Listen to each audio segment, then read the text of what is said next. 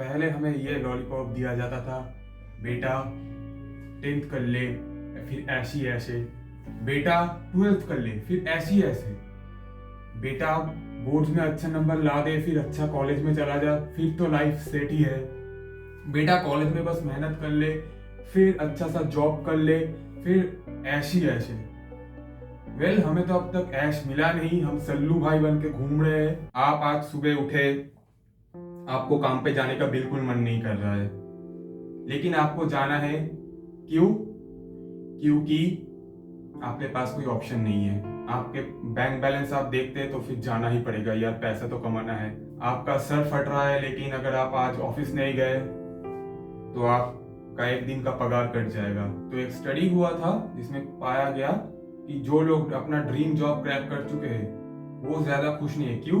क्योंकि वो एक स्लेव बन चुके हैं, उनको अपने मैनेजर्स को सेटिस्फाई करना है और वो ऐसा फील करते हैं कि वो अपना टाइम को ओन नहीं करते। तो ये एक बहुत ही बड़ा रीजन है डिप्रेशन का या फिर फ्रस्ट्रेशन का।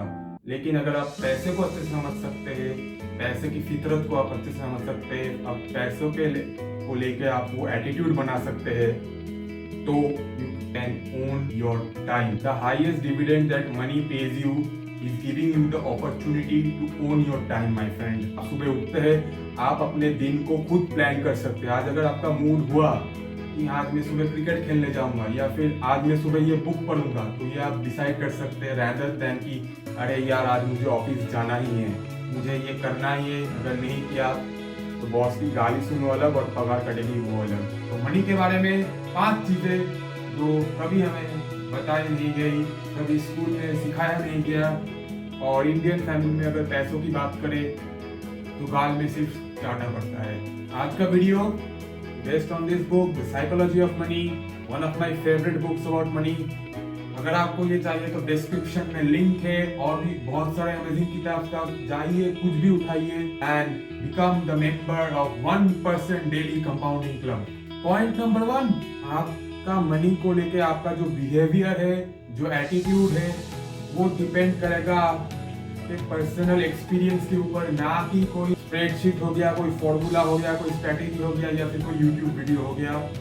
क्या मतलब है इसका? तो ऑथर मॉर्गन हाउसेल अपनी किताब द साइकोलॉजी ऑफ मनी में इसका बहुत ही अच्छा एग्जांपल देता है कि जो वर्कर्स फॉक्सकॉन की फैक्ट्री में काम करते हैं उनको बहुत ज्यादा हेवी लेबर करवाया जाता है और सैलरी या फिर डेली वेजेस कुछ भी हो वो बहुत ही कम मिलता है। तो what that leads two is कि एक जनरल ऐसा परसेप्शन बनाया जाता है कि फैक्ट्री वर्कर्स का वर्क कल्चर बहुत ही टॉक्सिक है, बहुत ही हेवी वर्क होता है, फिर उतना अच्छा रेम्यूनरेशन भी नहीं मिलता। तो वैसे ही फॉक्सकॉन में एक लेडी वर्कर थी, तो जब उनसे पूछा गया आपको इतना ज्यादा काम करवाया जाता है या फिर आपका उतना अच्छा सैलरी भी नहीं है, तो आपको क्या ये काम अच्छा लगता है?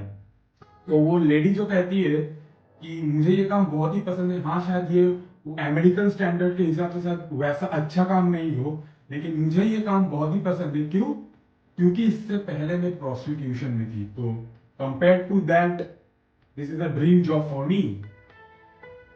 एग्जैक्टली, यहाँ पे ऑथर कुछ कह नहीं सकते, मतलब कुछ रिएक्शन भी नहीं देना चाहते, लगभग ऐसा सुन के ऑथर थोड़ा स्टंट रह गए। और दूसरे ऑथर ये कहते हैं कि आपका मनी को लेके जो एटीट्यूड रहता है वो ऑलवेज पर्सनल एक्सपीरियंस के ऊपर रहता है।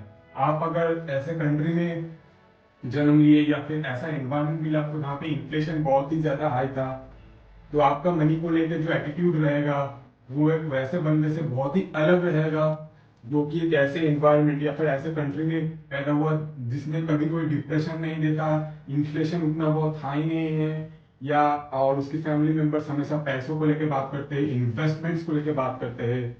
तो ये डिफरेंस हो सकता है। तो आप एक डिजिटल इंफ्रास्ट्रक्चर, डिजिटल एनवायरनमेंट बना सकते हैं आपके लिए। अगर आप इंस्टाग्राम खोले, फेसबुक खोले, यूट्यूब खोले, तो आप बड़े बड़े इन्वेस्टर्स, एंटरप्रेन्योर्स का YouTube video, speech, TED talk सुन सकते हैं, जिससे आपका एक मेंटल फ्रेमवर्क तैयार हो जाए, आपको मनी को लेकर जो एटीट्यूड है वो चेंज हो जाए। तो या आपका attitude towards money depends upon your personal experience. या आप कोई रिस्क लेते हैं, आप अगर कोई छोटा सा धंधा चालू करते हैं, आप अगर थोड़े मिडिल क्लास से आते हैं, फिर आपको अगर वो धंधा सक्सेसफुल हो जाता है, तो फिर आपका जो एटीट्यूड है टुवर्ड्स मनी वो बहुत ही ज्यादा बदल जाता है।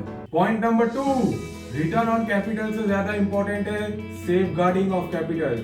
जब आपका कैपिटल या फिर आपका इनकम एक लेवल पे पहुंच जाता है तो रेट ऑफ रिटर्न ज्यादा मैटर नहीं करता, जितना मैटर करता है सेफ गार्डिंग ऑफ कैपिटल। अगर आप चालू करते हैं 10,000 रुपया से या फिर 1,00,000 रुपया से या जितनी भी आपका सेविंग्स हो जाए, तब आप जब छोटे शुरुआत करते हैं तब return on capital, rate of return वो बहुत ज्यादा मैटर करता है। लेकिन अगर आपका पैसा बहुत ज्यादा ग्रो हो जाता है, एक सर्टेन पॉइंट के ऊपर चला जाता है, सपोज आपका 1 करोड़ ग्रो हो गया, तो फिर आपका जो इम्पोर्टेंस होना चाहिए क्या, मेरा कैपिटल कैसे सेफ रहे। फिर मैटर नहीं करता आपने 12% रिटर्न जनरेट किया या फिर 20-25% रिटर्न जनरेट किया। मेन जो चीज है आपका सेफ गार्डिंग ऑफ कैपिटल होना चाहिए।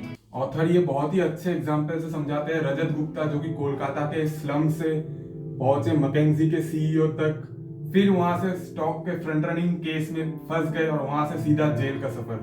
तो फ्रंट रनिंग क्या होता है ये कमेंट में जरूर बताना। और ये जो रजत गुप्ता की इस कहानी है ये जो बताता है कि उन्होंने एक अमाउंट ऑफ वेल्थ वो पहुंच गए थे, अचीव कर लिया था, फिर भी थोड़ा बहुत ज्यादा पैसा के लिए, लालच के लिए, ज्यादा रिटर्न्स के लिए वो कुछ गलत काम कर बैठते। वो सेफ गार्डिंग ऑफ कैपिटल को ध्यान में नहीं रखते, रेट ऑफ रिटर्न और कैपिटल को और ज्यादा इंक्रीज करने के लिए जो गलत काम में घुसते, उनका रिजल्ट क्या होता है, जेल। तो कोई भी इन्वेस्टर हो गया जो 80 आवर्स पर वीक दे रहा है, उसमें जो एफर्ट लग रहा है वो सिर्फ रिजल्ट क्या कर रहा है, शायद हार्डली 1% इंक्रीज होगा। बाकी जो आपका जो मेहनत है बेसिक एफर्ट से, उससे ही आपको अगर 15-14% रिटर्न आ रहा है तो आपको वो फोकस करना है ना, और आपके कैपिटल को कैसे सेफगार्ड करें, ना कि एक्स्ट्रा मेहनत करें या फिर कुछ उल्टा कर दे और पूरा कैपिटल ही वाइप आउट हो जाए। Point number 3 regarding money, patience is the real skill. सारे इंस्टाग्राम ट्रेडर्स का आज धंधा बंद करने वाला हूं मैं। ऑथर मॉर्गन हाउसेल एक बढ़िया बात करते हैं। वॉरेन बफेट सर का जो हो गया पोर्टफोलियो है या फिर उनका जो स्टाइल ऑफ इन्वेस्टमेंट है, उसके ऊपर बहुत सारी किताबें छपी हुई है।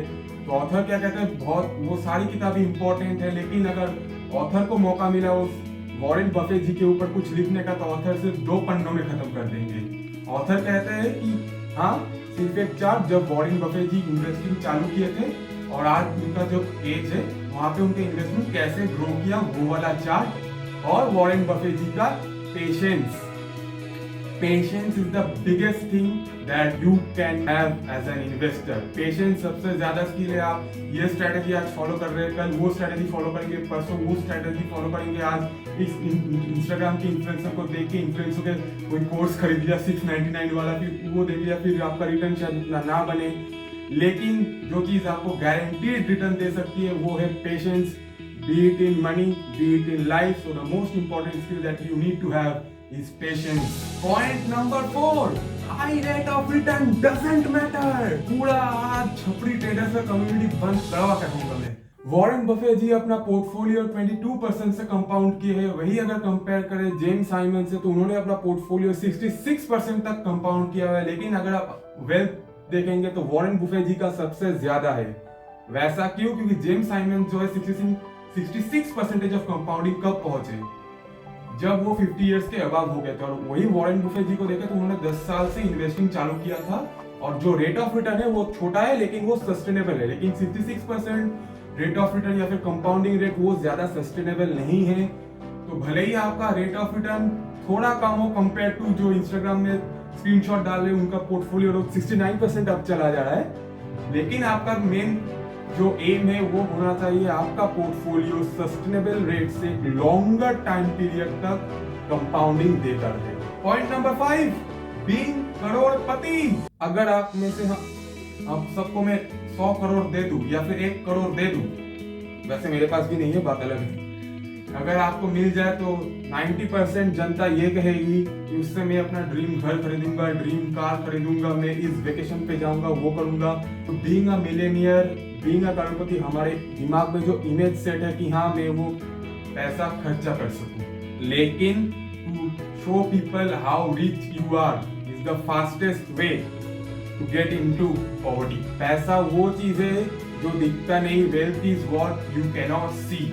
पॉइंट नंबर 6, और ये है बोनस पॉइंट जो अभी तक वीडियो को देख रहे हैं उनके लिए, सेविंग मनी इज इंपॉर्टेंट कोई महान व्यक्ति आएगा कमेंट में लिखेगा अगर बैंक अकाउंट में पैसा सेव किया उसी के अगेंस्ट गवर्नमेंट में इतना पैसा प्रिंट कर दिया, फिर बैंक हमारा ही पैसा लेके इतना रेट ऑफ रिटर्न पे किसी और को लोन दे दिया, तो हमारे पैसे का वैल्यू क्या रहा। तो उनको मैं एक छोटी सी बात कह दूं एक लाइन में, आप जब बाय ऑन टिप्स करोगे उसी के लिए भी आपको सेविंग ही चाहिए। तो सेविंग क्यों नेसेसरी है, ऑथर बुक में बहुत अच्छे से बताते हैं एक स्टोरी के एग्जांपल से। जब यूएस में एक टाइम आया था कि ऑयल उनका खत्म होने को आया था, उतना अच्छा ऑयल शायद वो और प्रोड्यूस नहीं कर पा रहे थे, ऑयल रिसोर्सेस जहाँ पे वो माइनिंग चल रही थी वो शायद उतना अच्छा ऑयल नहीं दे पा रहे थे, और ऑयल एक लिमिटेड रिसोर्सेज उनको समझ में आ गया। तो उन्होंने क्या किया, जो मशीनरीज है उनको और ज्यादा एनर्जी एफिशिएंट बना दिया, वो और कम ऑयल यूज कर सके लेकिन उनका आउटपुट वैसा ही रहे, और एनर्जी एफिशिएंट बना दिया। तो वो वैसा मशीन्स बनाने लग गए, और देखिए आज क्या हो गया। इसीलिए सेविंग बहुत ही ज्यादा इंपॉर्टेंट है। आपको घर खरीदने के लिए पैसा बचा रहे, गाड़ी खरीदने के लिए पैसा बचा रहे, आप अपने ड्रीम वेकेशन के लिए पैसा बचा रहे, ये तो बहुत ही अच्छी बात है। लेकिन उसके साथ just for the sake of saving you need to save money, क्योंकि अगर आपके पास बैंक बैलेंस थोड़ा हैवी है it pays you enormous dividend. 7वां पॉइंट कर दे, थाला फॉर अ रीजन कर दे, क्या तो कर ही देते हैं। ऑलवेज बी प्रिपेयर्ड या फिर have a room of safety या मार्जिन ऑफ सेफ्टी, क्योंकि फ्यूचर किसी को नहीं पता, और इसी की वजह से एक आपका मार्जिन ऑफ सेफ्टी हमेशा रहना चाहिए।